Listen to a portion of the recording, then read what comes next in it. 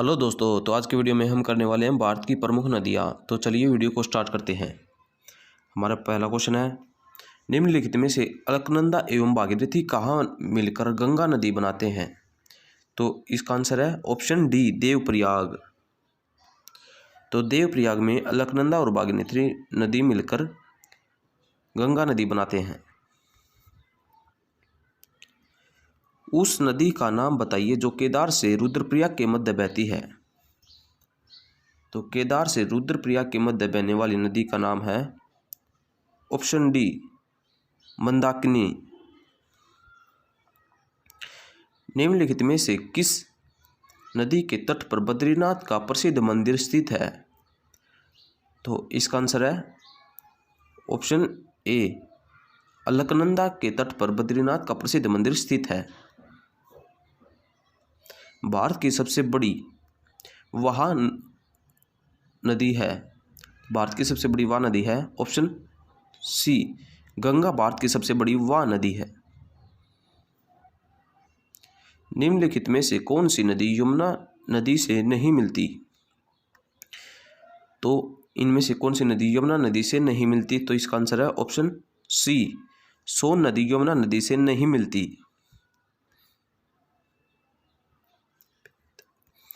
बेतवा नदी मिलती है, तो बेतवा नदी इन सभी नदियों में से कौन सी में मिलती है? तो आपका आंसर है ऑप्शन बी, यमुना नदी से। तो बेतवा नदी यमुना नदी से मिलती है, गंगा ब्रह्मपुत्र और सोन नदी से नहीं मिलती। इनमें से गंगा नदी की कौन सी सहायक नदी उत्तर वाहिनी है? तो गंगा नदी की कौन सी नदी उत्तर वाहिनी है? तो इस आपका आंसर है ऑप्शन सी, तो सोन नदी गंगा नदी की उत्तर वाहिनी है। निम्नलिखित में से कौन सी नदी गंगा नदी में बाएं से नहीं मिलती है? तो ऐसी कौन सी नदी है जो गंगा नदी से बाएं साइड से नहीं मिलती इन नदियों में से? तो आपका आंसर है ऑप्शन डी, सोन नदी गंगा नदी में बाएं से नहीं मिलती। कौन सी श्रेणी यमुना और सोन के मध्य जल द्विभाजक का कार्य करती है? तो ऐसी कौन सी नदी है जो गंगा और सोन नदी के मध्य जल द्विभाजक का कार्य करती है, जो गंगा और सोन नदी को अलग अलग करती है? तो आपका आंसर है ऑप्शन बी, कैमूर नदी। निम्नलिखित नदियों में से कौन एक यमुना की सहायक नदी नहीं है? तो यमुना की सहायक नदी इन नदियों में से कौन सी नहीं है?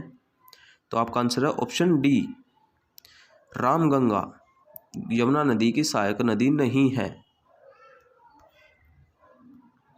यमुना नदी का उद्गम स्थल है, तो यमुना नदी का उद्गम स्थल है ऑप्शन बी, बंदरपूत से। तो बंदरपूत से यमुना नदी का उद्गम स्थल है। गंगा नदी उदाहरण है, तो गंगा नदी उदाहरण है ऑप्शन ए, पूर्ववर्ती अपवाह का गंगा नदी उदाहरण है, क्योंकि गंगा पूर्व की तरफ बहती है, तो पूर्ववर्ती अपवाह का उदाहरण है गंगा नदी। बांग्लादेश में गंगा नदी को पुकारा जाता है, तो बांग्लादेश में गंगा नदी को पद्मा के नाम से पुकारा जाता है, पद्मा। बांग्लादेश में प्रवेश करने के बाद गंगा नदी को निम्नलिखित में से किस नाम से जाना जाता है? तो बांग्लादेश में एंटर करने के बाद गंगा को पद्मा के नाम से जाना जाता है, तो option B, Padma. Sundarban delta का निर्माण करने वाली नदियां हैं, तो सुंदरवन डेल्टा का निर्माण गंगा और ब्रह्मपुत्र नदी करती है। सुंदरवन डेल्टा का निर्माण बांग्लादेश में प्रवेश उपरांत गंगा नदी कहलाती है, तो बांग्लादेश में जाने के बाद गंगा नदी पद्मा कहलाती है। दोस्तों, अगर आपको आपको ध्यान हो तो एक ही क्वेश्चन 3 बार आ चुका है और आपको कोई भी क्वेश्चन रिपीट करके किसी भी तरह से पूछा जा सकता है कि गंगा नदी को बांग्लादेश में क्या बुलाया जाता है। ये क्वेश्चन 3 बार आ चुका है। भारत में युरलंग जंगोबो नदी को किस नाम से जाना जाता है?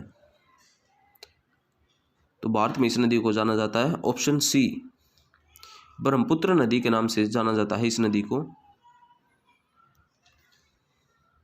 तिब्बत में मानसरोवर झील के पास जिस नदी का स्रोत है वह है ब्रह्मपुत्र, सतलुज, सिंधु, उपयुक्त सभी।